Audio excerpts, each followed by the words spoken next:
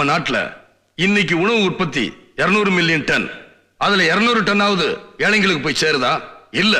அரசியல்வாதிகளை அதிகாரிகளையும் கைக்குள்ள போட்டுக்கிட்டு நல்ல அரிசிய புழுத்த அரிசின்னு சொல்லி குறைஞ்ச விலைக்கு வாங்கிக்கிட்டு உண்மையிலேயே புழுத்து போன அரிசிய நல்ல விலைக்கு அரசாங்கத்துக்கிட்டே வித்துறாங்க.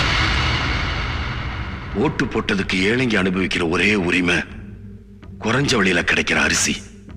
வெறும் பையோட ரேஷனுக்கு போனவன் அந்த அரிசி கூட கிடைக்காம வெறும் மனசோட திரும்புறான். ஏழைங்க வீட்டுல எப்பவும் நிரந்தரமா எரிஞ்சுக்கிட்டு இருக்கிறது வயிறு ஒண்ணுதான். இதுக்கு என்ன பண்றது ரத்னவேல்? தண்டனை கொடுக்கணும். பெத்தவ கூட தாய்ப்பால ஒரு வயசு வரைக்கும் தான் கொடுப்பா. ஆனா இந்த பூமி அரிசிங்கிற தாய்ப்பால ஆயுசு முழுக்க கொடுத்துக்கிட்டே இருப்பா.